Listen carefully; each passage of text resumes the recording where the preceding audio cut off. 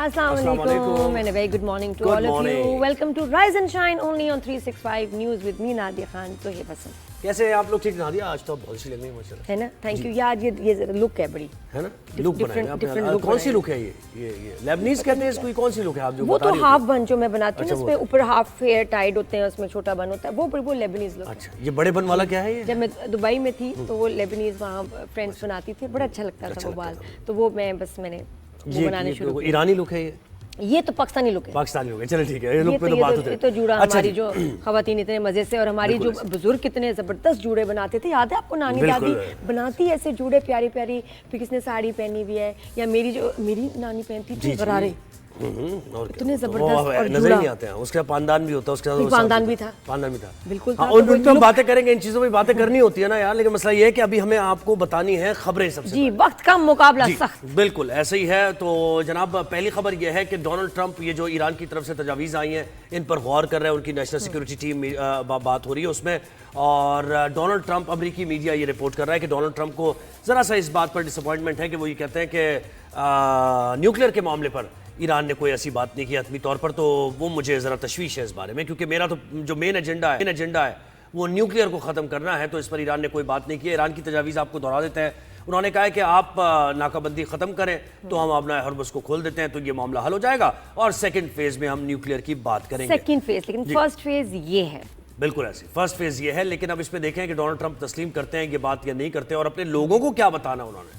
ये जो जंग में इतना पैसा लग गया है, इतनी रिसोर्सेज लग चुकी हैं, अमेरिका में भी इन्फ्लेशन की सूरत हाल है, तो ये जस्टिफाई कैसे करेंगे कि अगर यही करना था तो फिर ये सारा फीविल और ये सारी चीजें करने की जरूरत क्या थी? बिल्कुल। वैसे मुझे तो हॉर्मस भी खुली हुई थी, बड़ा अजीब लग रहा है ज़ोएब, जब मैं स्टडी कर रही थी, मैंने कहा देखिए लोगों पे, जो यूएस के लोग हैं, उन पे महंगाई के बम फटेंगे, सफ़र तो करेंगे, पूरी दुनिया सफ़र कर रही है, उसके बाद गवर्नमेंट का पैसा लग रहा है, लेकिन स्टिल इसके बीच में जो बिजनेसमैन हैं वो करोड़ों डॉलर्स बना रहे हैं इस जंग से। कैसे?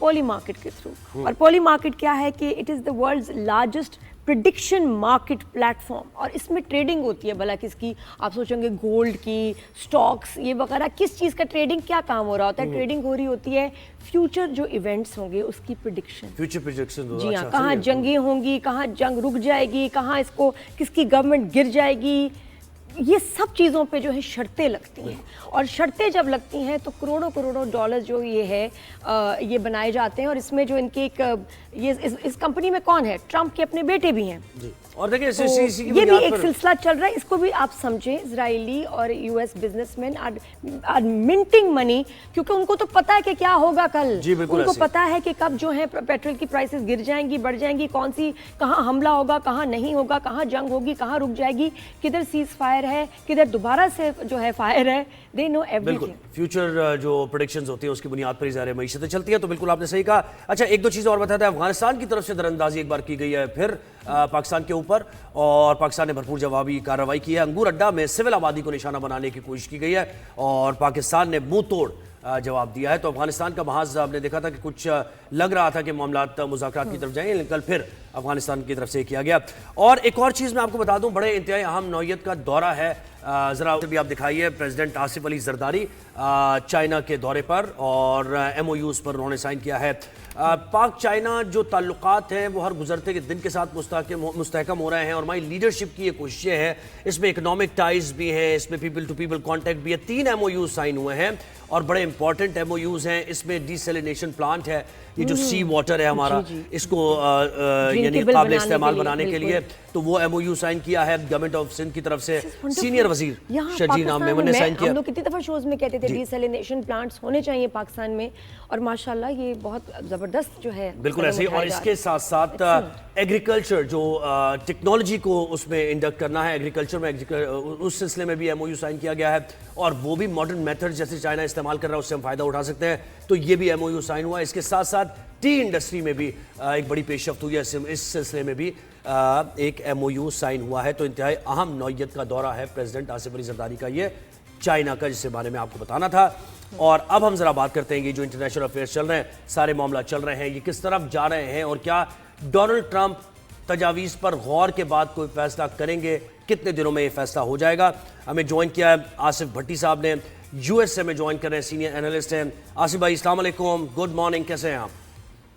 गुड मॉर्निंग टू एवरीबडी और आपके नाज़रीन को और आप दोनों को बहुत ज़्यादा सुबह बखैर। कैसे हैं आप? बिल्कुल सही। बिल्कुल ठीक है।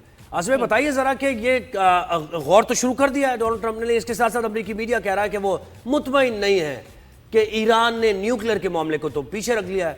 तो क्या खबरें हैं, यूएस से क्या खबरें आ रही हैं? बहुत शुक्रिया। देखिए, मैं बड़ी आपको क्लियर बात बताऊं कि आज जो कैबिनेट की मीटिंग हुई है उसमें ये बात बहुत अहम है कि जो दस्तावेज भिजवाई गई है ईरान की तरफ से उस पर बातचीत हुई है और ये आज सिंगल पॉइंट एजेंडा था जिस पर तवील नशिस्त हुई। और मैं ये समझता हूँ कि शायद ये एक बहुत बड़ी पेशरफ्त है, क्योंकि देखें अमेरिका का जैसा का रवैया रहा है साथ खासतौर पर प्रेसिडेंट ट्रंप का कि वो स्टिक एंड कैरेट वाली पॉलिसी, आपको पता है कि एक ही वक्त में वो मुख्तलिफ बातें करते हैं और वो शायद किसी की बात सुनते भी नहीं हैं। लेकिन पाकिस्तान की यहाँ पर जो इम्पोर्टेंट रोल है आप उसको ज़रा गौर से देखिए कि ये पाकिस्तान ने डेवलपमेंट भिजवाई है, ये दस्तावेज भिजवाई है और इस दस्तावेज में जो सबसे इम्पोर्टेंट चीज़ है वो ईरान की तरफ से भिजवाए गए जाने वाले वो नुकात हैं जो शायद इस वक्त सदर ट्रंप की टेबल पे मौजूद हैं। और प्रेसिडेंट ट्रंप की तरफ से ये कहना कि वो इन तजावीज़ पर बातचीत कर सकते हैं, ये इट्सल्फ बहुत बड़ी डेवलपमेंट है। इसमें कोई शक नहीं है कि मीडिया की तरफ से मुख्तलिफ किस्म के जवाबात भी आ रहे हैं, सवालात भी आ रहे हैं और बहुत सारे कमेंट्स भी आ रहे हैं। लेकिन जो मेरी बात हुई है मुख्तलिफ ज़राए से, उनका ये कहना है कि प्रेसिडेंट ट्रंप ने एक तो अप्रिशिएट किया है इसको जो अभी नेक्स्ट स्टेप की तरफ जा रहे हैं, और जो आपने कहा कि एटमी मामले के ऊपर देखिए ईरान ने बड़े वाज़े तौर पर इस दस्तावेज के हवाले से मिज़राए ने कंफर्म किया पाकिस्तान से कि इसमें ईरान ने बड़े क्लियरली कहा है कि वो एटॉमिक प्रोग्राम को जारी नहीं रखना चाहता, ना ही वो एटॉमिक एक्सरसाइज करना चाहता। तो ये तो बिल्कुल क्लियर होगी जो अमेरिका की डिमांड है, और ये बात भी और ये तजावीज़ पर गौर भी इसी वजह से हुआ। आप इस बात को समझिएगा कि प्रेसिडेंट की टेबल पे जाना और उस पर बातचीत होना ये इंडिकेट करता है कि वो इस बात से किसी हद तक सेटिस्फाई हैं कि ईरान बातचीत करना चाहता है, पहली बात। दूसरी, जो हरमज़ के हवाले से जो ईरान ने तजावीज़ दी हैं, अब देखिए बात उस पर जाएगी, लेकिन आप शायद इस बात को ज़ाहिर है बहुत सारे लोग कंसर्न शो कर रहे हैं कि फिर बातचीत कैसे होगी जब ये मामला इतने संजीदा हैं और इतने ज़्यादा कंट्रोवर्शियल हैं और आपस में एतमाद की कमी है।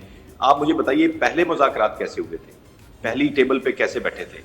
अभी ये तमाम बातें तो मौजूद थी, ईरान पे हमला हो चुका था, उसके बाद उनके कई लीडर्स मारे जा चुके थे, उनकी पॉलिटिकल लीडरशिप, उनकी मिलिट्री लीडरशिप, उनके साइंटिस्ट, सारा कुछ तो डिस्ट्रॉय हो चुका था। लेकिन इसके बावजूद दोनों तरफ से पार्टीज बैठी, 50 साल बाद दोनों का आपस में एक सिटिंग हुई और उस सिटिंग में वो तमाम उमूर जो कि बोन ऑफ कंटेंशन थे दोनों के दरमियान, बहुत ज़्यादा इख्तिलाफ था, उन तमाम उमूर पे 21 घंटे जो है वो बैठक हुई। अभी दूसरी बैठक का हवाले से मैंने ये पहले भी कहा है, शायद कुछ लोगों को ये चीज़ पसंद नहीं आती है कि ईरान ने जो बैकआउट किया था वो उसकी वजह से ईरान को अब सफ़र करना पड़ रहा है, क्योंकि आप देखें कि हुर्मुज़ को बातचीत से पहले नहीं खोला ईरान ने। पहली बैठक जब हो गई, 21 घंटे की नशिस्त हो गई, उसके बाद जब वाइस प्रेसिडेंट वापस आ रहे थे अमेरिका, तो हुर्मुज़ खोलने का ऐलान किया ईरान ने एज अ गुड जेस्चर, ठीक है। तो हमें इस बात को समझना चाहिए कि जब तक ये आपस में एक कॉन्फिडेंस बिल्डिंग मैयस नहीं होते, CBMs नहीं होते हैं, तब तक शायद ये बात आगे नहीं बढ़ेगी। और ये नुक्ता बहुत अहम है कि आज की कैबिनेट अगर ये बातचीत डिस्कस हुई है और नहीं, आसिफ भाई एक चीज मुझे बताइए, ये हुर्मुज़ खोलने का मकसद क्या है? या ईरान तो ये भी कह रहा है ना कि अब स्ट्रेट ऑफ हुर्मुज़ पे हमारा कंट्रोल होगा, अब आने वाले वक्त में फ्यूचर में भी ऐसे ही होगा, तो कैसे खोल के फिर वो क्या करेंगे? फी भी चार्ज की जाएगी, बिल्कुल एक टैक्स लिया जाएगा। देखिए ये देखें, ये अभी आपने जो दूसरी बात कही है, एग्जैक्टली ये चार्जेस जो हैं, ईरान ने ये डिमांड रखी है कि जो उसके 250 या 270 बिलियन डॉलर का नुकसान हुआ है उसको पूरा किया जाए। बिल्कुल। अब वो पैसे तो हमें नहीं लगता कि अमेरिका पे करेगा, लेकिन उसका जो उसका रिसोर्स हो सकता है that would be in terms of the fee, और वो चीज तभी मुमकिन है जब ईरान उस गुजरगाह को इस्तेमाल करेगा और वहां से जितने भी वेसल्स गुजरेंगे या बहरी जहाज गुजरेंगे, वो तमाम चीजों पर एक टैक्स होगा। और वो सी बात है, मिडल ईस्ट कैसे मानेगा सर इस बात को? मिडल ईस्ट नहीं मानेगा इस बात। मैं यही अर्ज कर रहा हूँ कि देखें, अमेरिका की अब शर्त यह है कि वो इसमें बराबर का हिस्सेदार होगा। तो ईरान का ये मुतालबा है कि कैसे मुमकिन है कि जगह मेरी है, इलाका बिल्कुल। मेरा है, कुछ इतना वहां से है, तो फिर आप किस चीज की फीस लेंगे। लेकिन शायद मेरा मेरा जाती ख्याल है कि दूसरी बैठक के होने का नेक्स्ट वीक इम्कान मुझे नजर आता है, जो यहाँ पे बातचीत हो रही है जराए के हवाले से। और ये भी लगता है कि शायद ये निगोशिएशन टेबल पे इसलिए बैठेंगे कि ये जो 3 अहम तरीन मामला हैं, एक तो ईरान ने शर्त रखी है कि दोबारा हमला नहीं किया जाएगा। आपको याद होगा, आपके प्रोग्राम में मैंने बताया था कि ईरान ने सबसे बड़ी शर्त ये रखी है कि आइंदा ईरान के ऊपर कोई भी एस्केलेशन नहीं होगी, कोई भी वॉर नहीं होगा, कोई भी हमला नहीं होगा। तो अगर ईरान की इस बात को, और उसके लिए शर्त रखी है ईरान ने कि साथ में ना सिर्फ गवाहान होने चाहिए बल्कि गारंटर्स भी होने चाहिए। अब ये जो गारंटर्स वाली बात है, उस पे अमेरिका को इस बात पे तशवीश है किसी हद तक कि किस किस्म आसिफ भाई, जहां तक हमले की आपने बात की, तो क्या हिजबुल्लाह की हिमायत छोड़ दी है ईरान ने? क्योंकि हिजबुल्लाह ने जवाबी हमले भी किए हैं, जनूबी लबनान पर इसराइल ने हमले किए, 4 अफराद जाँ बाग हो गए, 51 अफराद जख्मी हैं। वो तो बिल्कुल सीज फायर की वायलेशन है। ये तो वायलेशन है। देखें, ईरान की यही शर्त अमेरिका की तरफ से अब आएगी, क्योंकि अभी तो ईरान की दस्तावेज यहाँ पे पहुंची है। ईरान की तरफ से बातचीत के आगाज के लिए या बातचीत दोबारा करने के लिए, निगोशिएशन टेबल पर बैठने के लिए ईरान ने अपनी तजावीज दी हैं। अब आनी है अमेरिका की तरफ से, और आज जो डिस्कशन है वो तो ईरान की भिजवाए हुए नुकात में उनके ऊपर बातचीत हुई है। तो आप इस बात को जरा थोड़ा समझिएगा कि अगर अमेरिका इस बात पे कंसोलिडेशन प्रोसेस को स्टार्ट करता है, कंसोलिडेट करता है, और इस बात को रिकमेंड करता है कि अच्छा ठीक है जी, आप 3-4 पॉइंट्स के ऊपर हम बातचीत करते हैं, तो ज़ाहिर है इनके भी 3-4 पॉइंट्स होंगे ना, जिसमें सबसे अहम होगा कि आप अपनी जो प्रॉक्सीज हैं उनको बंद करें आप, और ईरान को ये बात माननी पड़ेगी ना। और दूसरी बात ये कि अभी जो सिचुएशन बनी है ब्लॉकेट के बाद, अमेरिका की ब्लॉकेट के बाद, ईरान इस वक्त कम्प्लेक्स सिचुएशन की तरफ जा रहा है, ये माननी चाहिए बात। और लग ऐसे रहा है कि जैसे उनके हाँ जो तवानाई का बहरान है या उसके अलावा गजाई बहरान है, वो भी सर उठा सकता है और आम आदमी पे बहुत ज्यादा असर पड़ सकता है। बिल्कुल। तो शायद ईरान के लिए भी अब उतना ही जरूरी हो गया कि अब निगोशिएशन टेबल पे दोबारा वापस आना पड़ेगा।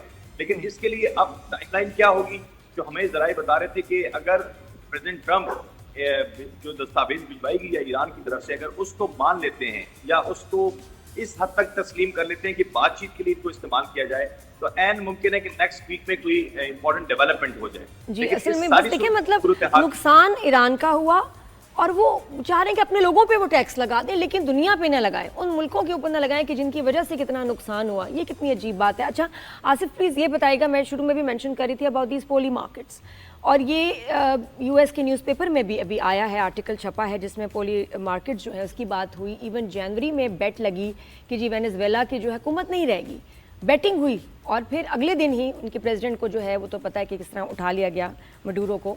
तो ये लीगल है, चल रहा है, न्यूयॉर्क से ऑपरेट कर रहा है, सुना है प्रेसिडेंट ट्रंप के बेटे भी उसमें हैं। How is this even happening and operating, जिस पे दुनिया के जो इवेंट्स हैं उनके ऊपर प्रेडिक्शन की जाती है, शर्तें लगाई जाती हैं, और यूएस और इजराइल के बिजनेसमैन करोड़ों डॉलर्स कुछ घंटों में बना देते हैं, because they actually know what's gonna happen. और उसकी वजह से हमने ट्रंप के जो ये बयान भी देखिए ना, ऊपर नीचे, एक दिन कुछ होता है एक दिन कुछ, हम कहते हैं क्या हो रहा है। तो इसमें उसका बड़ा पार्ट है। ये आप बताएं इस आर्टिकल के बारे में, पोली मार्केट्स के बारे में। देखिए ये बात हमें समझनी चाहिए कि दुनिया में कोई भी इवेंट होता है, बेशक वो स्पोर्ट्स का हो, वो पॉलिटिकल हो, किसी की प्रेसिडेंशियल नॉमिनेशन हो, प्रेसिडेंट का इलेक्शन हो, आपको याद होना चाहिए, मैं इलेक्शन कवर किए इनके ट्रंप के, पहले भी इलेक्शन कवर किए, सभा भी किए, और यकीन करें कि जितनी शराइत इलेक्शन के ऊपर लगती हैं और प्रेसिडेंट के इंतखाब के ऊपर लगती हैं, शायद उससे बड़ी शर्त तो कोई भी नहीं हो सकती। अभी जो सूरत हाल डेवलप हुई है उसके अंदर ज़ाहिर है एक बहुत बड़ी दुनिया कम्प्लेक्स सिचुएशन की तरफ चली गई है। सिर्फ ईरान पे हमला नहीं हुआ है, पूरी दुनिया की मईशत इस वक्त दगरगूं है, खासतौर पे मिडिल ईस्ट इसका बहुत ज्यादा सफर किया उन्होंने, और वो जो सिचुएशन से गुजर रहे हैं इस वक्त सऊदी अरेबिया, दुबई, कतर और जो दीगर ममालिक हैं वो चाहते हैं कि पूरी तौर पे जंग खत्म हो ताकि वो रिवाइवल की तरफ जा सके, that would take another 5 to 10 years। तो आपने इस शर्त की बात की है कि इस नेगोशिएशंस के ऊपर या जो अमन है उसके ऊपर शायद बातचीत, इसमें कोई शक नहीं, बिल्कुल ऐसा होता है। यहाँ पे इसको मेरे ख्याल में जायज तो नहीं समझा जाता, लेकिन ये बात तो है, माननी चाहिए, ग्राउंड रियलिटीज। बिल्कुल, और फिर मोरालिटी की बात करना, फिर और चीजों की बात करना, बिल्कुल सो अनफेयर। जाते जाते मुझे बताइए, आप कह रहे हैं दूसरा राउंड हो सकता है मुमकिन तौर पर, पाकिस्तान में ही होगा, इनसाइट क्या है, क्या इत्तलात हैं आपकी? जी, इस बारे में भी मैं आपको बता दूं कि जो नेक्स्ट राउंड है उसके लिए पाकिस्तान ने फिर ऑफर की है। जब ये दस्तावेज भिजवाई गई है पाकिस्तान की तरफ से, ईरान बराह रास्त तो नहीं भिजवा रहा, और पाकिस्तान के मिलिट्री चीफ फील्ड मार्शल और पाकिस्तान के प्राइम मिनिस्टर जो हैं वो इसमें कलीदी रोल प्ले कर रहे हैं, और उन्हीं की तरफ से ये बात भी कही गई है और ज़राए ने ये कंफर्म किया है कि पाकिस्तान ने नेक्स्ट नेगोशिएशंस के लिए एक दफ़ा फिर ऑफर किया है कि वो पाकिस्तान में करवाई जाए, और शायद दोनों पार्टीज ज़्यादा कंफर्टेबल फील करेंगी और करती हैं कि वो पाकिस्तान को ही उनका इंतखाब होगा, क्योंकि इससे पहले हमारे पास कुछ जराए से ये खबरें आई थी कि शायद सऊदी अरेबिया में या फिर कतर में इसका जो है ना वो जगह या टर्की में हो, बिल्कुल। लेकिन एक और चौथी ऑप्शन भी थी, वो स्विट्जरलैंड की थी। लेकिन ये आपने बड़ी अहम बात की है, और यही है सबसे ज्यादा अहम बात है कि दोनों पार्टी ट्रस्ट करती है पाकिस्तान पर, और वो भी ये चाहते हैं कि पाकिस्तान में मुज़ाकरात हो, अगला राउंड हो। और बहुत शुक्रिया आसिफ भाई, आपने वक्त दिया। तो जनाब ये सूरत हाल है सारी कि अब डोनाल्ड ट्रंप, उन्होंने ये कहा, ये एक बात की उन्होंने बताई कि अब अपनी तजावीज़ वो क्या रखते हैं ये देखना होगा। अभी तो उनकी तजावीज़ पे गौर हो रहा है ना, यूएस की तजावीज़ क्या आती है, तो वो देखने वाली बात होगी कि उसमें क्या न्यूक्लियर का मामला होगा या नहीं। एक ब्रेक लेते हैं हम, ब्रेक के बाद वापस आते हैं, कहीं जाएगा। Keep watching, good morning.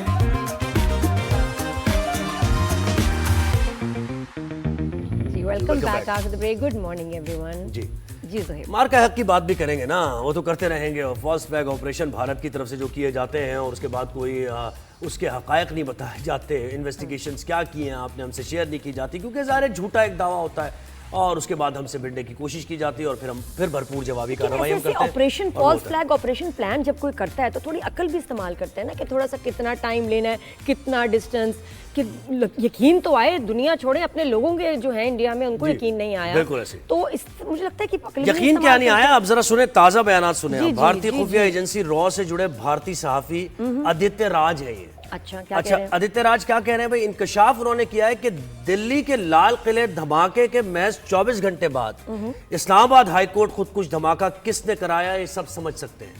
सवाल उठा रहे हैं वो अपनी गवर्नमेंट पे कि जो इस्लामाबाद में यहाँ धमाका हुआ है, पाकिस्तान में हुआ था गुज़श्ता पहले, तो वो किसने कराया, ये सब समझ सकते हैं। वो ये बता रहे हैं, देखें आप वीडियो भी देखें उन्होंने, इंटरव्यू उसके बता रहा हूँ, और कोट अनकोट में बता रहा हूँ ये सारी चीजें, इसमें किसी भी किस्म की हम कमी या ज्यादती नहीं कर रहे हैं। अच्छा जी, आदित्य राज कोहली ये बता रहे हैं कि पाकिस्तान में दहशतगर्दी के लिए हमारी पहचान कुछ भी हो सकती है। बड़ी इंपॉर्टेंट बात वो कर रहे हैं कि हमारी पहचान सिर्फ वैसे भारतीय नहीं हो सकती, कुछ भी हो सकती। वो कुछ भी क्या है जनाब? भारतीय खुफिया एजेंसी रॉ का चेहरा अफगानी हो सकता है, ठीक है, अफगान लिबादे में रॉ का चेहरा अफगानी हो सकता है, भारतीय हो सकता है, वो तो है ही भारतीय। अच्छा, बांग्लादेशी भी हो सकता है वो, ये भी देखें आप, बांग्लादेशी भी हो सकता है, और वो ये कह रहे हैं कि मकामी बलोच का भी हो सकता है।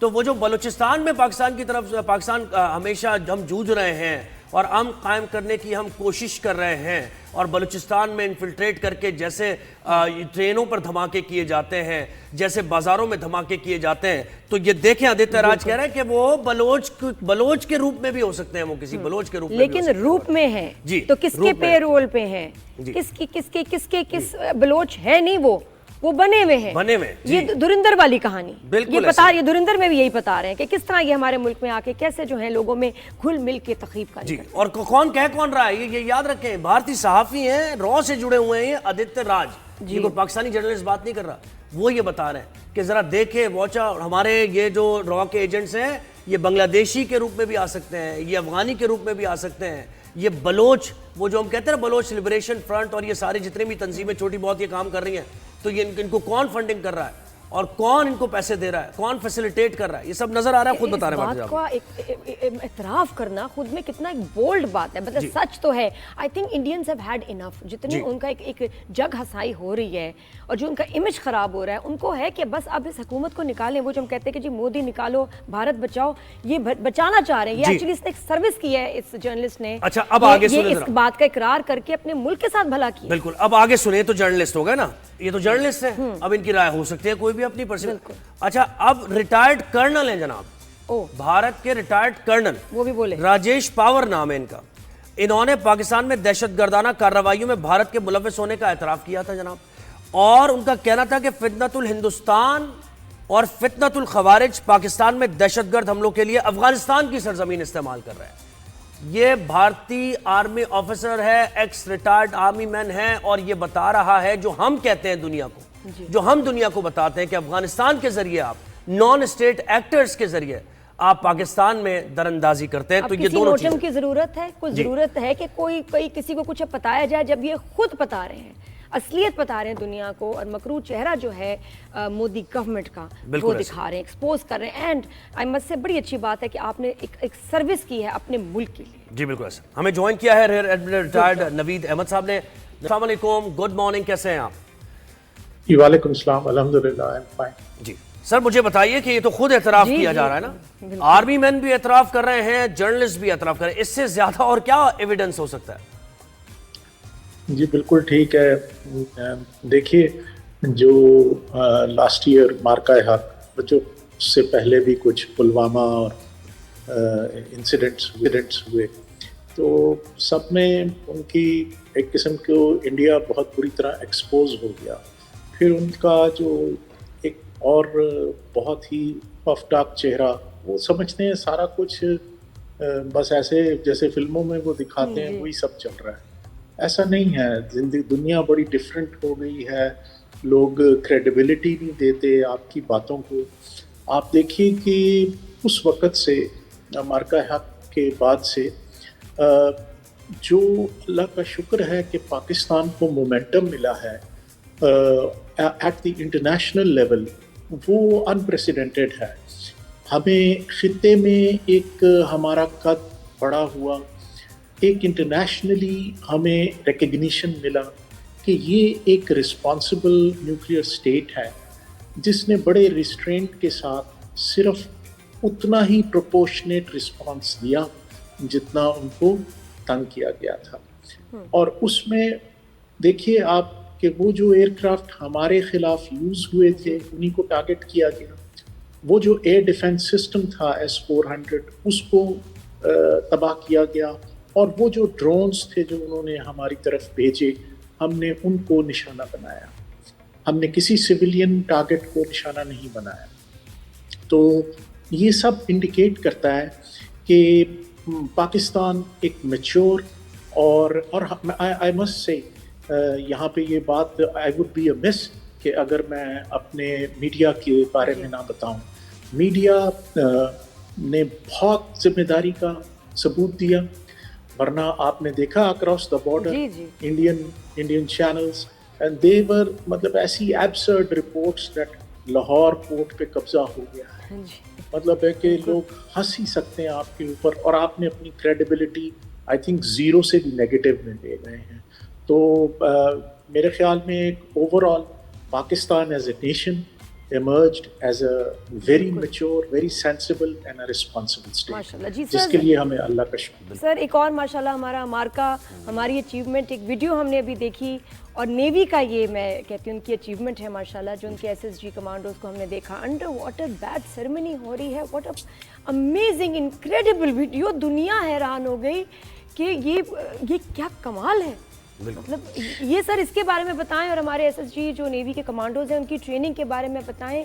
कमेंडेबल, बहुत खूबसूरत वीडियो माशाल्लाह। माशाल्लाह हमारे जो SSG के और मेरे खुद अपने क्लास के भी और ऊपर नीचे बहुत ही डेडिकेटेड, और मैं आपको बयान नहीं कर सकता कि उनके अंदर इस वतन की कैसी मोहब्बत होती है। हम लोग भी उनको देख के कहते हैं कि यार इन लोगों के अंदर जो जज्बा है, या ये कहीं और से ही आया हुआ है। SSG is a special services group, not everybody qualifies for this. इसके लिए बड़ी स्ट्रेनुअस और स्पेशल किस्म का मेडिकल और इनकी और सारी असेसमेंट होती है, उसके बाद वन कैन जॉइन दिस। और फिर इनकी जो ट्रेनिंग है, वो देखिए जो आर्मी वाले करते हैं ना, वो तो चिराट वाला सारा ये पोर्शन करते ही हैं, लेकिन plus that they have to be, ये जो बहुत ही मुश्किल काम है, ये अंडर वाटर डाइविंग, डेमोलिशन, और इसके ऊपर जो ये काम करते हैं, ये बड़ा यूनिक और बड़ा डिफिकल्ट होता है, क्योंकि आपके जो मिशंस होते हैं वो ऐसे होते हैं SSG वालों के कि there are lesser chances of them returning home. वो फिर भी ये अंडरटेक करते हैं और जाते हैं, और जाके अपने वतन के लिए हर किस्म का काम, जितना भी मुश्किल हो, बिहाइंड द एनिमी लाइंस, ये कहना आसान है, करना बहुत मुश्किल। बेशक। तो ये सेरेमनी भी बहुत अच्छी थी और मुझे भी देख के बड़ा अच्छा लगा। It's so unique, so unique. This idea is incredible. माशाल्लाह, आप मतलब दुनिया को अपनी स्ट्रेंथ ऐसे भी दिखा सकते हैं, पीसफुल सेरेमनीज और इस तरह से भी कि देखिए स्ट्रेंथ भी नजर आ रही है और ये कि व्हाट अ ब्यूटीफुल मैसेज। और सर मुझे बताएं कि अब जो दुनिया तो पानियों की जंग की बात हो रही है अब हाँ तो जी। अब तो स्टेट ऑफ होर्मुज़ ही हर किसी और हर जबान से दयाम नेवी है। ने ट्रेलर जो दिया है ना, क्या ये तो मूवीज में इंडिया करता रहे, हमने रियल में क्या वीडियो दिखाई है माशाल्लाह, जवानों की हमारी जो है उनकी कुव्वत दिखाई है, उनकी एक तो पाकिस्तान पानियों के दिफा के लिए और इस जंग के लिए कितना तैयार है ये भी बताइए। और सर स्टेट ऑफ होर्मुज़ के बारे में आपका तजिया क्या कहते हैं? स्ट्रेटेजिक उसकी जो लोकेशन है वो ईरान के लिए बहुत ज़्यादा फेवरेबल है, दुनिया चौक हो सकती है, आप कैसे एनालाइज करेंगे इसको? जी बिल्कुल, हुर्मुज़ जो है देखिए एक गुजरगाह है जो कि ईरान के कोस्ट और इसके ऑपोजिट है ओमान। उसमें ये तकरीबन 30-31 किलोमीटर्स का एक नैरो स्ट्रेच है। इसमें से जहाज़ों को गुजरना पड़ता है जो बहीरा अरब से आ रहे हैं और पर्शियन गल्फ में जा रहे हैं। अच्छा, वहाँ पे बहुत सारी कंट्रीज़ हैं, जैसे आपको मालूम है बहरीन, कतर, दमाम एक सऊदी अरब की भी पोर्ट है, इराक, कुवैत, तो ये सारे वहाँ पे हैं और इनके ऑपोजिट जो कोस्ट चल रहा है वो सारा ईरान का है। तो ये एक इंटरनेशनल वाटरवे थी। इंटरनेशनल वाटरवे वो होती है कि जैसे एक ग्लोबल कॉमन्स हम कहते हैं कि दुनिया में वो जहाज़ जो पानी की बॉडीज़ हैं उनके ऊपर हर एक को जाने का, सेफ नेविगेशन का हक हासिल है और वो इंटरनेशनली होता है। लेकिन जब इनके ऊपर एग्रेशन किया गया ईरान के ऊपर, they did not call for it, US और इजराइल ने मिलके इनके ऊपर अटैक किया, जिसकी कोई और इलीगल अटैक किया और इसमें बहुत से वो बेचारी बच्चियां उनको शहीद कर दिया गया।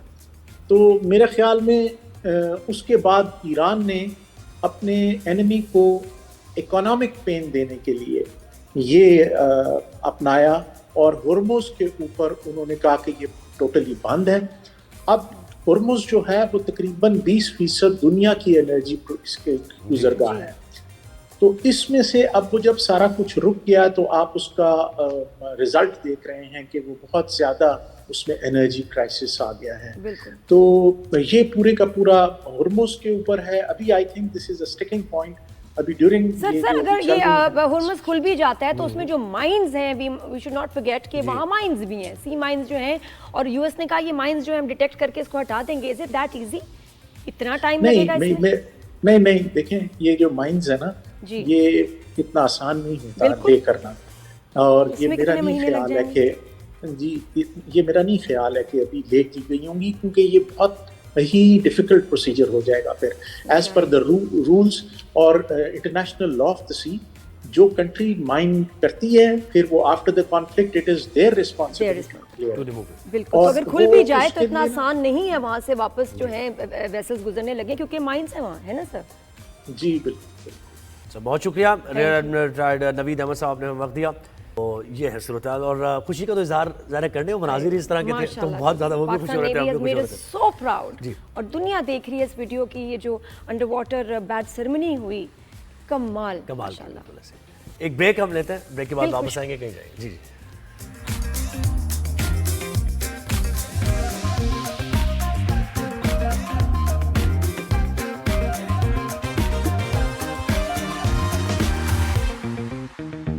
जी welcome back after the break. Good morning everyone. अगर आपको कल लग रहा था कि आपका एसी काम नहीं कर रहा या जो पंखा है वो उल्टा चल रहा है, और या ये कि मेरा ब्लड प्रेशर कुछ गड़बड़ हो गया है, पसीने क्यों आ रहे हैं, सांस क्यों नहीं आ रहा, घबराहट क्यों हो रही है, तो जी आपका कसूर नहीं है ना एसी का, कोई उसकी खता है, ये मौसम ऐसा है, गर्मी हो गई है शदीद। गर्मी का मौसम आ चुका है, तैयारी पकड़ लें आप। लोड शेडिंग भी बढ़ती जा रही है और लोगों को काम पे भी जाना है। अब काम पे जाते हुए क्या SOPs आपको फॉलो करने हैं, यही सब बताते रहते हैं कि भाई आप हल्के कपड़े पहने, आप गैर ज़रूरी तौर पर ना निकलें बाहर, क्योंकि हीट वेव अलर्ट जारी कर दिया है महकमा मौसमियात ने मुल्क भर में। और महकमा मौसमियात का बताना है कि पंजाब, सिंध, बलूचिस्तान में शदीद गर्मी से ये तीनों सूबे ज़्यादा मुतासर होंगे और 52 डिग्री सेंटीग्रेड जाने का खदशा है जनूबी पंजाब में। तो ये बहुत ज्यादा है, 52 डिग्री पर जाएगा। यहाँ तो चलो हवाएं चलती हैं, वहाँ तो हवा भी नहीं होती। गर्मियों में पंजाब में बिल्कुल एक पत्ता नहीं हिल रहा होता, और हम पत्तों को देख रहे होते हैं कि यार एक तो भाई थोड़ी सी हवा का झोंका ही आ जाए, नो चांस। तो ये 2026 से पता है लोग खौफ भी खा रहे हैं, जो बात है on a very serious note. Prediction है कि ये प्रिडिक्शन भी क्या, उन लोगों को साइंटिफिक सारे रिसर्च और उसके डेटा के मुताबिक 2026 will be the one of the hottest years ever for the world. बिल्कुल ऐसे ही बहुत, और यहाँ इस रीजन में तो खौफनाक गर्मी जो है पड़ने वाली है, और जो है ये अलर्ट्स भी जारी कर दिए गए हैं कि ख्याल करें, एहतियात करें। बिजली का हमारे यहाँ क्राइसिस, गैस है कोई नहीं। मुझे ये बताएं कि इसका मुकाबला करना इसको कितना मुश्किल होगा, और जब पानी की भी शॉर्टेज होगी तो इस गर्मी का क्या करेंगे हम। बिल्कुल, ये भी बताया जा रहा है कि मई, जून और जुलाई में 45 डिग्री सेंटीग्रेड तक जाएगा, और 45 डिग्रीज फील्स लाइक वाली बात भी होती है, और 47, 48 ही महसूस हो रहा होता है। तो अपने आप को महफूज रखें इस गर्मी से, सर को ख़ास तौर पे ढांपें। अक्सर ये होता है कि आप ऐसे ही निकल जाते हैं बाहर धूप में, क्योंकि काम के लिए तो निकलना है ना आपने, लेकिन ये कि अपने आप को बचाएं आप हीट वेव से, ये ज़रूरी तौर पर कहा जा रहा है।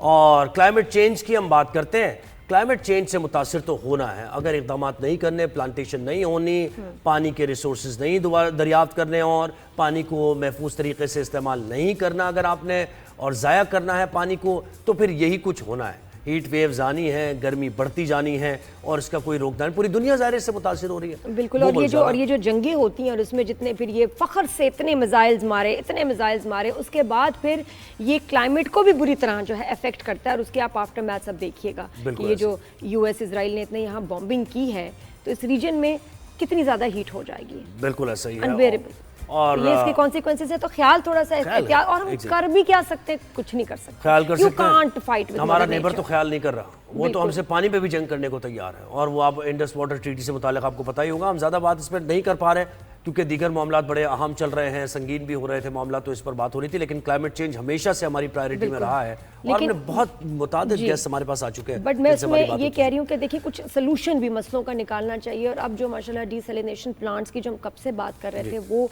उस पर बातचीत हो रही है, तो वो ये बहुत चाइना के साथ कोलैबोरेशन हुई है, ये बहुत ज़रूरी है, क्योंकि सी वाटर तो आपके पास बहुत है ही, तो उसको जब अगर आप उसको प्रोसेस करके पीने के काबिल बना दें, तो सोचें कितनी खुशहाली आएगी, कितना लोड जो है कम हो जाएगा कि जी पीने का साफ पानी तो मिल रहा है जी। और देखें जब कितना सी वाटर, इसकी तो कोई कमी है ही नहीं आपके पास। हम लोग मीठे पानी के लिए टैंकर्स, माफिया, और क्या मतलब मल्टी लेयर्ड मसला है ना। इसकी अगर डिटेल्स में जाएं आप, तो कितना बड़ा ये प्रॉब्लम है। अभी भी कराची के बहुत से इलाकों में पानी नहीं आ रहा है, 10-10, 20-20 दिन तक पानी नहीं आता लाइंस में, और फिर टैंकर से मंगवाना पड़ता है। लेकिन शुक्र है हम कुछ सोल्यूशन की तरफ जा रहे हैं, विच इज़ अमेजिंग। बहुत ज़रूरी है कि कुछ तो आप जो है, और फिर ये कि इस साल ये भी हम ज़रा बात करेंगे कल के शो में कि ये जो फ्लडिंग हो जाती है, बारिशें इतनी खौफनाक आती हैं, सैलाब आते हैं, ये इस साल उसकी क्या प्रेडिक्शन है, उस पर भी बात करेंगे आने वाले दिनों में। देखते रहे राइज एंड शाइन, क्योंकि हर खबर और हफ्सरा जो है आपको यही मिलेगा, best of the best. Keep watching.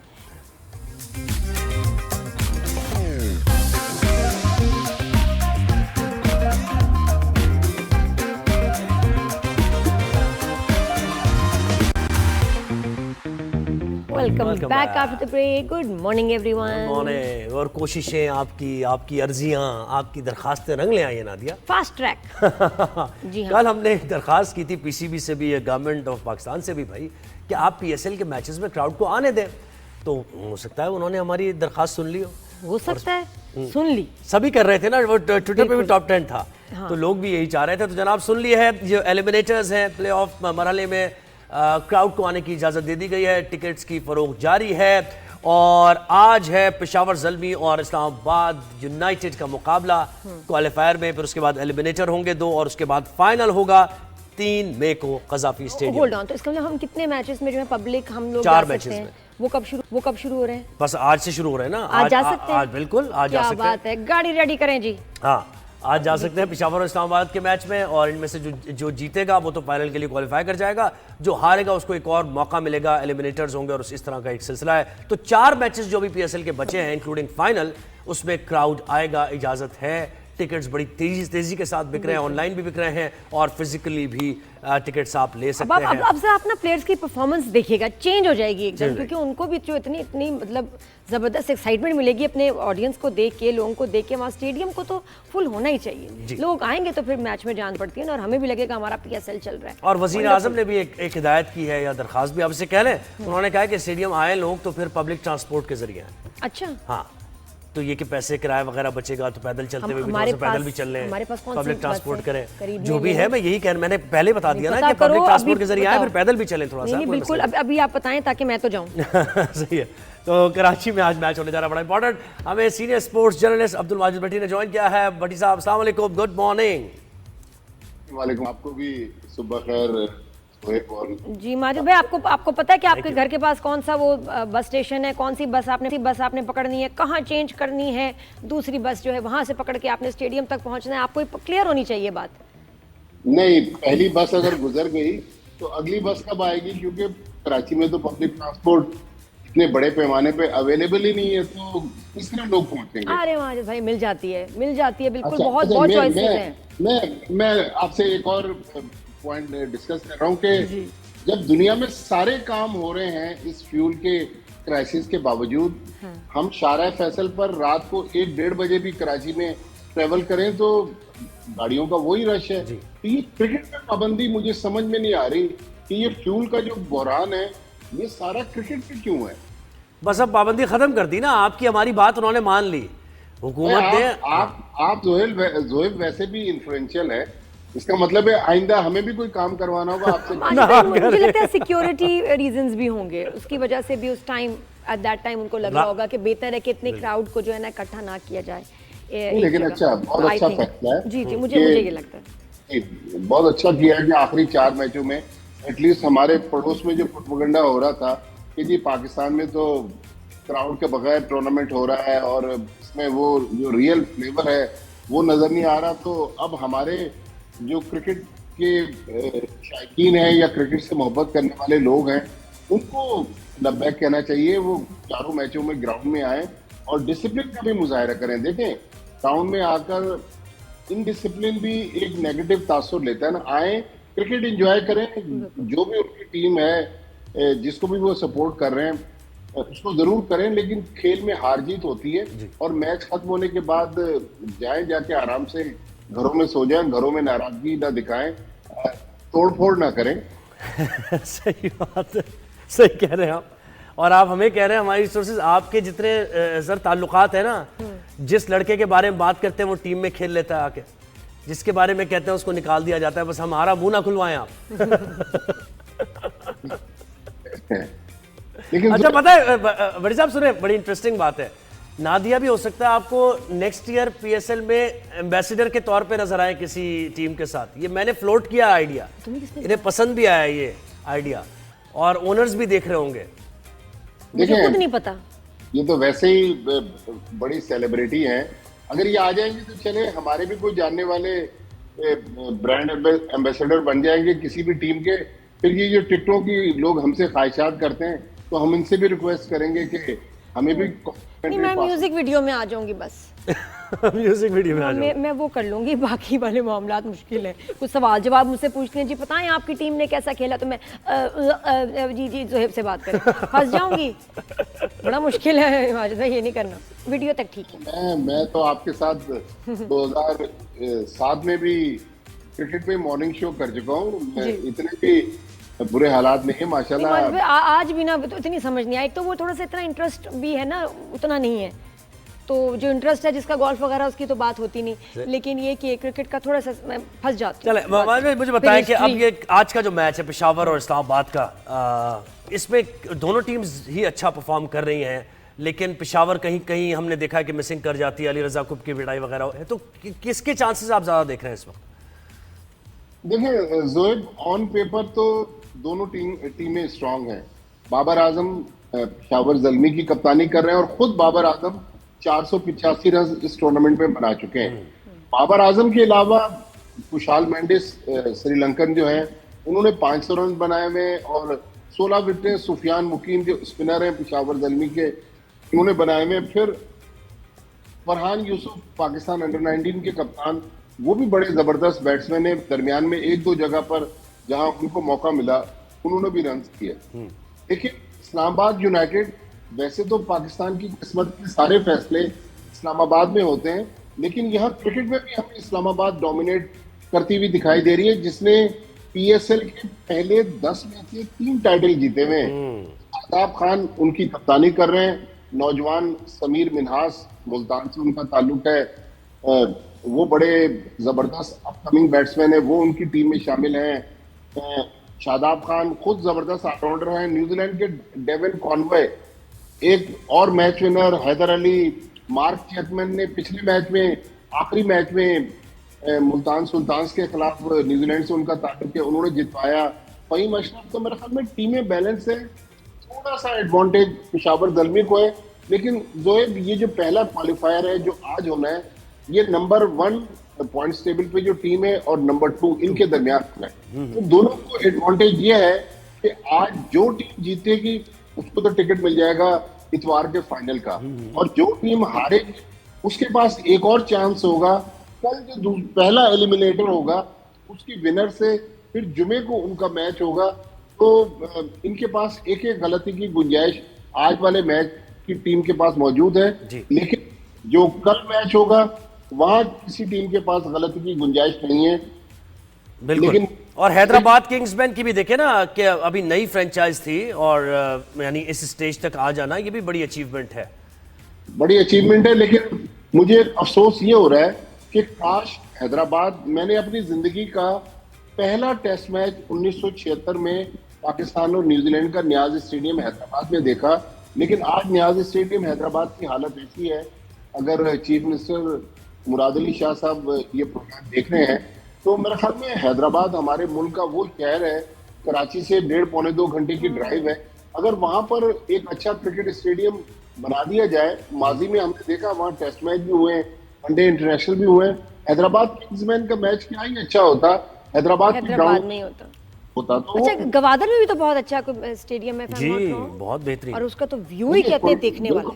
बिल्कुल, मैं तो गवादर का स्टेडियम भी मैंने देखा हुआ है, पहाड़ों के बीच में वो ग्राउंड है और उसके सामने मेरे ख्याल हार्डली 1.5-2 मिनट की ड्राइव पर 5 स्टार होटल है।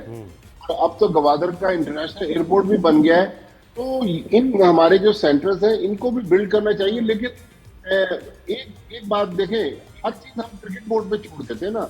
दुनिया भर में अब इंडिया में बहुत सारी ग्राउंड है जो प्राइवेट पार्टनरशिप के तहत लोकल एसोसिएशन से बनाए हैं, तो मेरे ख्याल में जो मकामी लोग हैं, जिस तरह कोयटा ग्लैडिएटर्स है, कोयटा ग्लैडिएटर्स फोन कर ले गवादर का स्टेडियम और वो अपना होम ग्राउंड वहां बना ले। थोड़ा लॉ एंड ऑर्डर का मसला है, लेकिन मेरे ख्याल में हैदराबाद, ग्वादर, इवन कोयटा में भी माजी में इंटरनेशनल मैचेस होते रहे, तो हमारे मुल्क में जी अगर लोगों को पब्लिक प्राइवेट पार्टनरशिप बिल्कुल आप किसी भी खेल के फरोग के लिए बहुत जरूरी है। मुझे ये बताएं कि ये जो आमिर सोहेल का के ऊपर इतनी ट्रोलिंग भी हो रही है, उनके बयान को बड़ा क्रिटिसाइज किया जा रहा है, आप क्या समझ रहे हैं? ऐसे स्पर ऑफ द मोमेंट में उन्होंने बात कर दी। क्या बयान था? कराची की बात हो रही थी तो उन्होंने कराची की यानी कहा जा रहा था कराची बहुत ही अकोमोडेटिव है, लोग बड़े प्यार करने वाले हैं, हम लोग वेलकमिंग हैं, तो उन्होंने कहा कराची की एक पहचान ये भी है कि वहाँ पान की पी के नजर ये कराची के ऊपर कोई, मैं देखती हूँ ना, कोई आर्टिस्ट या कोई कुछ कह देता आग लग जाती है। तो ये पता नहीं क्यों आजकल ऐसा ट्रेंड बने जा रहा है कि बात करना, बट सब ऐसा हो जाता है या फिर उन्होंने इंटेंशन, क्या आपको क्या लगा? क्योंकि मैंने अपनी जो जर्नलिज्म का आगाज है ना वो प्रिंट मीडिया से किया। हमारे यहाँ जब अब प्रिंट मीडिया अखबारात का दौर होता था तो एडिटोरियल पॉलिसी बहुत सख्त होती थी। हमने एक आमिर सोहेल हमारे दोस्त हैं, हो सकता है वो, वैसे उन्होंने कराची में भी बहुत टाइम गुजारा है, आमिर सोहेल ऐसे इंसान है नहीं, उनसे एक लफ्ज निकल गया, नहीं बोलना चाहिए था उनको, लेकिन अगर एडिटोरियल पॉलिसी इस कमेंट्री की थोड़ी सख्त होती तो और भी हमने कमेंटेटर्स देखे, कोई किसी को किसी नाम से पुकार रहा है, एक पाकिस्तान के फॉर्मर कैप्टन है वो भी कमेंट्री कर रहे हैं, रमीज राजा, उन्होंने अपने साथी कमेंटेटर को देसी मुर्गी कह दिया। देखिए ये भी क्या कह दिया? देसी मुर्गी, वो दुबले पतले हैं, देसी मुर्गी क्यों? देर में गलती है ना, तो मतलब ये देसी बिलो द मुर्गे बेल्ट है ना। पतले दुबले हैं ना वो, देसी मुर्गा इतना हमें नहीं होता। हाँ, जी जी जी जी जी। तो मेरे ख्याल में अगर थोड़ा सा जो भी ब्रॉडकास्ट को कंट्रोल कर रहा है, कमेंटेटर्स को समझाए कि भाई हमारे मुल्क में जरा मामला सेंसिटिव है, फिर हमारे पड़ोस में हमारा जरा सा भी कोई इशू हो जाए उसको बहुत ज्यादा उछाला जाता है। लेकिन आमिर सोहेल ने मेरे ख्याल में अब माफी मांग ली है, माजरत कर ली है। नहीं सर, बड़ा आगे लोग तो- कीनली वॉच करते हैं। आपको बस साइमंड्स का जो मामला हुआ था, इससे पहले भी बड़े मामला हो चुके हैं, बॉडी शेमिंग पर भी और वैसे भी नस्ली इम्तियाज पर भी। बिल्कुल नहीं, देखिए बहुत हम भी लाइव शोज रोजाना करते हैं, तो बंदे को जब आप कैमरे के सामने, माइक के सामने बैठे हो तो बहुत मोहतात अंदाज जी, से जी। है। तो मैंने चूंकि नादिया और जोए, मैंने रेडियो पाकिस्तान पे भी काफी प्रोग्राम किए हैं वगैरह में, वहां भी बहुत सख्त एडिटोरियल पॉलिसी होती थी। एक लफ्ज आपके मुंह से जो है ना वो गलत नहीं निकल सकता था, वरना जंगल की आग की तरह बात फैल जाती थी। तो दरअसल जो लोग ब्रॉडकास्ट को कंट्रोल कर रहे हैं उनको पहले ही बिठा के बता देना चाहिए कि भाई ये हसास ब्रीफिंग मामला होनी चाहिए, हाँ, कि ये चीजें एडिटोरियल। अच्छा, मोहम्मद कम नवाज से बोले, मतलब सोच समझ के बोले, तैयारी के साथ बोले, वरना ना बोले। जी। और या फिर किसी को वायरल होने का भी शौक होता है कि यार मैंने ऐसा कह दिया तो बस मैं खबरों में आ जाऊं, किसी को ये भी शौक होता है। लेकिन स्टिल आई थिंक कि आपको स्पेशली क्रिकेटर्स ये वो उनको बहुत ख्याल करना चाहिए कि हम क्या बात कर रहे हैं। बिल्कुल ऐसे। और नवाज का मामला कहाँ तक पहुंचा सर? देखिए, मोहम्मद नवाज अब क्योंकि उनका डोप टेस्ट पॉजिटिव आया और डोप टेस्ट में उन्होंने कहा कि उन्होंने जो नशा किया है, जो भी चीज इस्तेमाल की, आईसीसी के सोर्सेज बताते हैं कि वो रिक्रिएशनल ड्रग थी।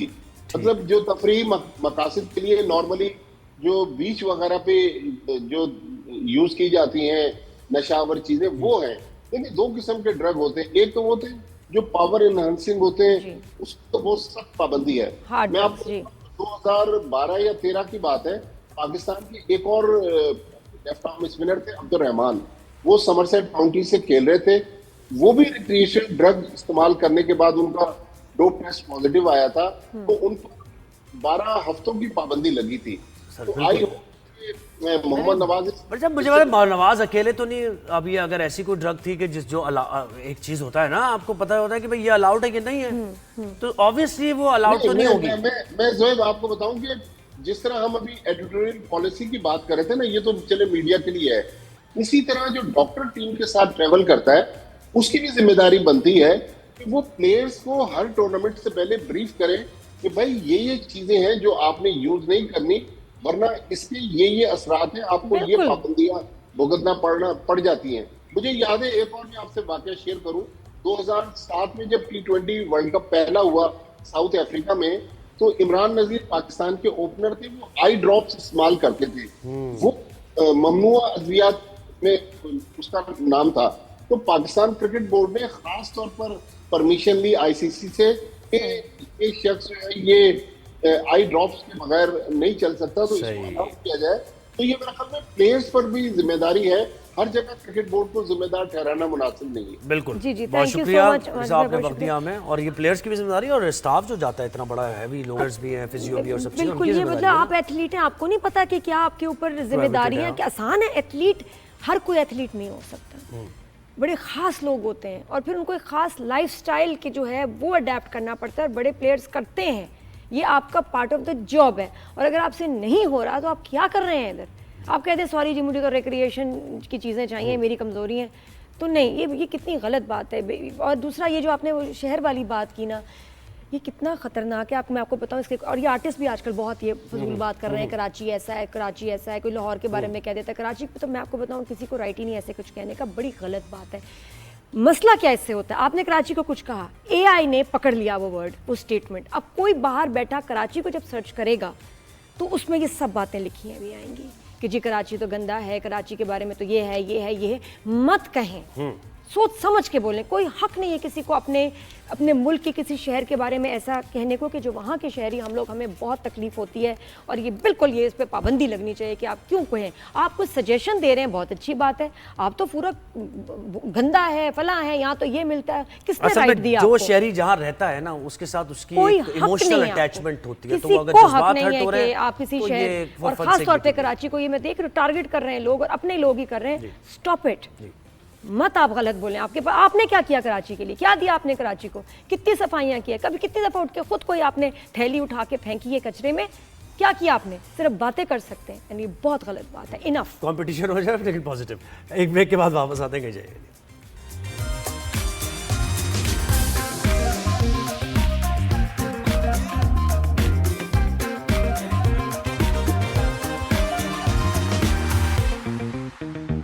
Welcome back after the break. Music कैसा लगा था? म्यूजिक कौन सा म्यूजिक? जो मैंने अभी लास्ट में दिया इसके साथ। पता नहीं सुहेब को कुछ शो के आखिर में हो जाता है, कुछ दवाई का टाइम हो गया है। जी बिल्कुल।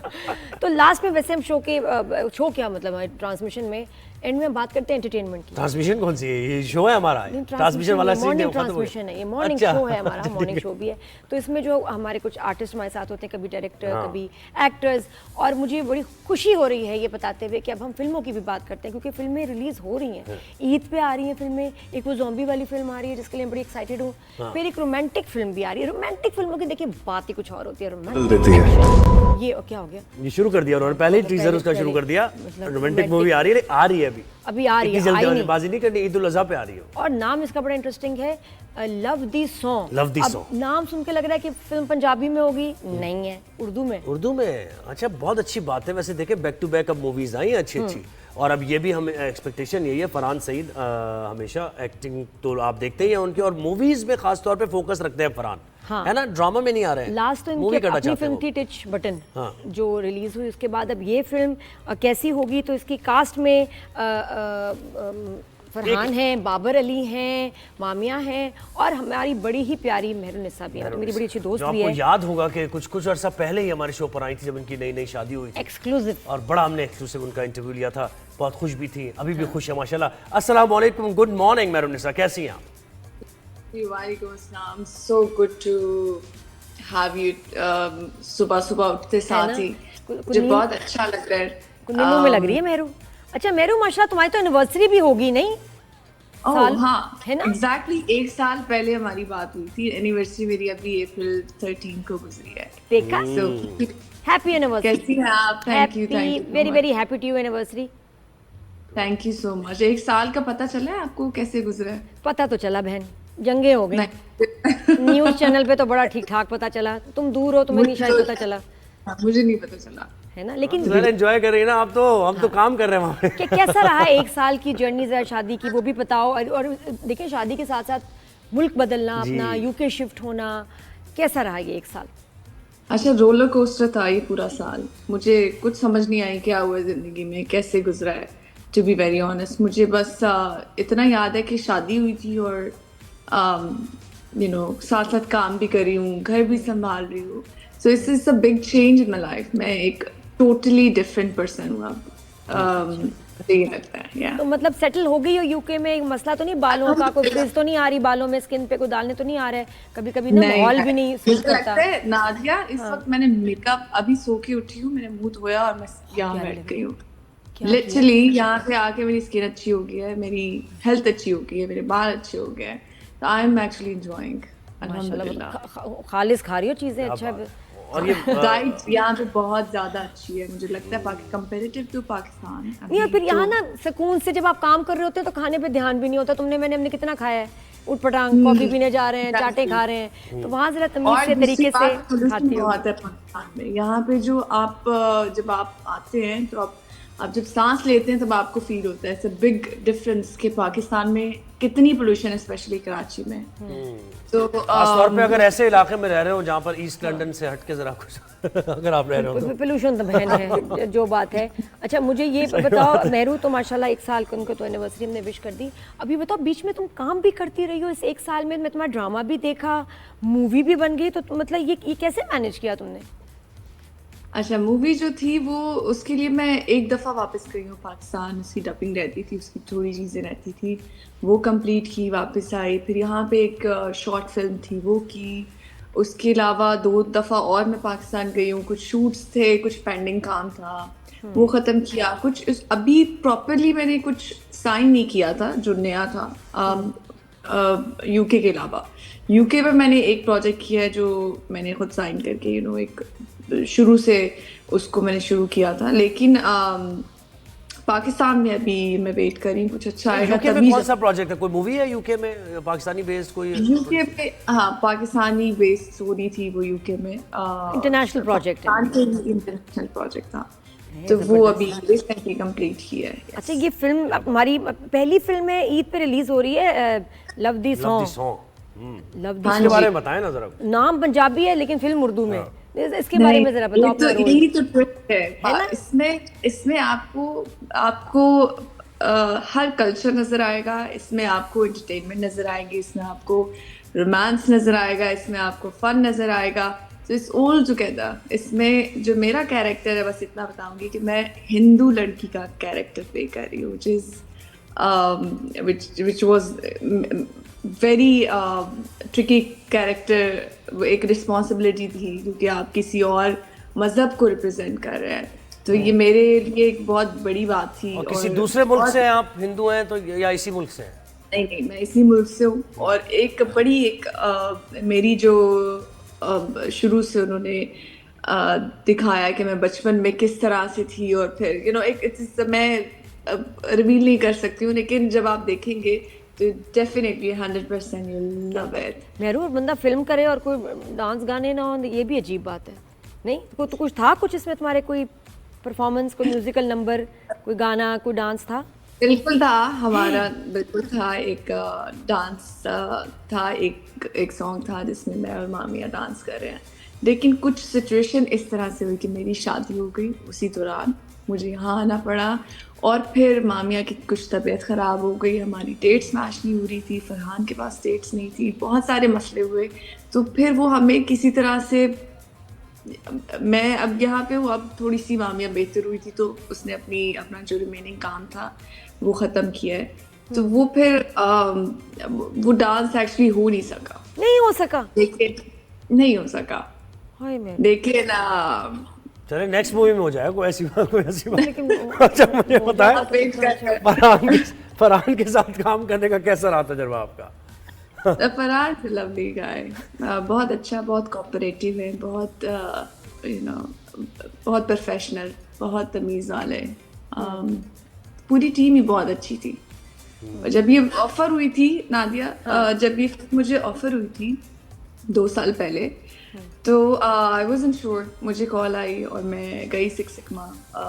मुझे उन्होंने बताया कि ये फिल्म हम आपको कास्ट करना चाहते हैं। तो मैंने कहा मैंने आई नेवर इमेजिन कि मैंने फिल्म कभी करनी है और मैं रेडी नहीं हूँ इसके लिए। तो इरफान भाई उन्होंने कहा कि आप बेटा कर जाओ, take your time, think about it, film बहुत अच्छी है, अगर आपने करनी है तो मुझे बता देना। और मैं वापस आई and I discuss with everyone. मैंने कहा मैंने कभी फिल्म करने का सोचा, बिकॉज स्पेशली मैं एक बहुत बुरी डांसर हूँ, मुझे डांस नहीं आता, और आपको फिल्म में अच्छा, मैंने सबसे पहले उनको ये बताया, मैंने कहा मुझे डांस नहीं आता, मुझसे क्या एक्सपेक्ट कर रहे हैं फिल्म करवाने के लिए? तो said, हम करवा लेंगे, आप फिक्र नहीं करें। सही बात है। अच्छा कोरियोग्राफर हो तो सिखाई देते हैं। हाँ, उन्होंने मुझे इनकरेज किया, देन आई सेड ओके, करता है। क्या बात। तो वो बस फिर तो अच्छा एक्सपीरियंस था, टीवी से हट के जरा ग्रैंड था, क्या डिफरेंस तुम्हें इसमें नजर आया? अच्छा, टोटली डिफरेंट है, ड्रामा से तो टोटली डिफरेंट है। आप शूट पे जाते हो, आपका आधा सीन होता है दिन में, हम कितने सीन्स करते थे? 15 सीन्स, 10 सीन्स। हाँ। तो आधा सीन होता है, उसके बाद पैकअप, लाइट अच्छी नहीं है, पैकअप, आई मीन आप पूरा दिन आप बस जाके वेट करते हैं कि कब होगा और कैसे, टाइम टेकिंग, ये प्रॉपर। तो तुम्हारे क्या कोई रोमांटिक सीन्स थे फरहान के साथ? वो उसके साथ कपल है, एक्शन सीन्स थे क्या मामिया के साथ? कुछ फाइटिंग वाइटिंग मामिया के साथ? थोड़ा सा मतलब बताओ ना, एक्शन किया क्या था, मतलब थोड़ा सा टीजर में भी देख रहे हैं है ना, लेकिन समझ नहीं आ रहा कि तुम्हारे साथ इसमें हीरो कौन है या लव ट्रायंगल है? जो डंडा उठाया फरहान ने, किसको मारते हैं? और ये कौन है जो बड़ा सा सोमू पहलवान बना हुआ है, ये कौन है भाई? हाँ, ये अब मैं स्टोरी रिवील नहीं कर रही, बस कुछ भी बताऊंगी नादिया, कुछ भी बताऊंगी तो पता चल। देखो जरा फोन पे तो ये किसी शहर के लड़के की कहानी है जो किसी लड़की के ये साथ शहर रोमांस के करता है अंदरून वो शहर हिंदू की लड़की लड़की होती की कहानी है, है। प्रॉब्लम्स होती है इसमें, ऐसे ही होगा ना। अंदरून शहर के लड़के की कहानी है सही। और जिसमें मैं और मामिया हम एक साथ रहते हैं और मैं फर्स्ट जो सीन होगा मैं सुसाइड कर रही हूँ छत से ओहो। और फरहान मुझे आके बचाते हैं क्योंकि जो हम कर रहे हैं वो हम करना नहीं चाहते। So I am very disappointed with life और मुझे बहुत सारी प्रेशर है चीजें। शादी हो रही है तो मैं आपकी जबरदस्ती और आप वो शादी नहीं करना चाहती तो आप सुसाइड करने जा रही अब तो आप देखें तो पता चलेगा। हैं। ऐसा ही है ना। और हमारे और ये स्टूडियो में एक बिल्ली आ कैट भी आ गया। एक बिल्ली है और मैं- वो I'm हम sorry, दोनों को I'm बहुत sorry, डर लगता है हम दोनों को बिल्लियों से और इसको हटा दें एक जरा लाइव यार। शो पे बिल्ली आ गई है मेरू और मुझे नहीं पता था जुहेब को बिल्लियों से बहुत डर ज्यादा लगता है है, भाई, बहुत मैं भी ज्यादा। थोड़ा सा घबराती हूँ। और वो क्या होता है कोई इंसिडेंट एक बार मेरे साथ हुआ था कि एक बिल्ली ने बहुत बुरा मेरे पे हमला किया था, स्क्रैच किया था, उसके बाद से मैं बहुत डर गई। अच्छा, इसको डर नहीं कहते, कहते इसे एक अजीब सी एक कैफियत होती है वो बिल्ली। खैर वो तो हम मेहरुनिसा हमारे साथ हैं, हम बिल्लियों पे कहाँ बात। आवाज आ रही है मेहरुनिसा आपको हमारी? देखिए मुझे इस वक्त वहाँ पे होना चाहिए था क्योंकि बिल्लियों से मुझे बहुत प्यार है और मैं बिल्ली को बहुत अच्छे से हैंडल कर सकती हूँ। नादिया मैं एक्सपेक्ट नहीं करी थी आपसे कि आपको बिल्लियों से भी डर लगता है। ये That's मैं funny. पता नहीं, है हम वो- कोई हार्म कुछ भी नहीं करते बिल्लियों अच्छा को, ऐसा असल नहीं में कि हम क्या होता है किसी देखिए को- पालतू बिल्ली है ना पता होता है, ये हमें नहीं पता कहाँ से आई है और इसका इरादा क्या है और पूरा स्टूडियो छोड़ के उस वक्त से उधर वहां से बैठी मुझे घूर रही थी, 3-4 दफा आई है मेरे बड़ी पास। फ्रैंक हो रही है वो, पता फिर नहीं क्यों। इधर से इधर आके पैरों में आके क्या मकसद है क्या उसका? मकसद क्या? सही बात। थोड़ी सी स्ट्रेंज बिल्ली थी ये कि मतलब दूर से तो हाँ। प्यारी लग रही है सही, लेकिन एक होता है ना कुछ लोग थोड़ा घबराते अपनाहियत का हैं। इजहार कुछ ज्यादा कर रही थी, पता नहीं समझ नहीं आ रहा क्यों। और मेरे पास इधर आके इनकी टांगों से होती हुई न्ये करके यहाँ के बैठ गई। अंदर बैठ गई। अच्छा मेरू खैर छोड़ो के कोई अच्छा बात मुझे बताएं ये क्या है भाई, गम जरूरी है क्या? दिल गया, रौनक हयात गई, गम गया, सारी कायनात गई। नहीं। ओए ये क्या मतलब? बड़ा सीरियस आपने, और वो जो आपने एक्सप्रेशन दिया वो भी कुछ लग रहा था, पता नहीं क्या वो गम की कैफियत है, क्या था वो? क्या कहना चाह रही थी? ये बस मुझे पोइट्री पसंद है। मैं बस मुझे पसंद है, बचपन से ही पसंद है। इसमें कोई पीछे कोई दिल गया रौनक हयात गई इसका कोई इससे मेरी जिंदगी से कोई कनेक्टेड नहीं है। आई जस्ट लाइक पोइट्री और इसके अलावा कोई कोई तद नहीं था। माशाल्लाह। तो अच्छा कुछ ये सुनाई दे फिर आप, अगर आप पोइट्री आपको मेरे को भी शौक शौक है तो बैतबाजी हो जाए फिर, क्या बात, क्या ख्याल है? नहीं देखिए अब तो वो फिर एकदम से नहीं आता ना, ये आपको मूड बनाना होता है। आपको तो तुम थोड़ा सा मूड बनाओ और मुझे चलो फिल्म की एक लाइन के बारे में बताओ कि ये मैं देख रही थी कि फिल्म में प्रोमो में ये लाइन है और फरहान ने बोली है कि या कहानी मुकम्मल होती है या ख़त्म। इसका मतलब बताओ।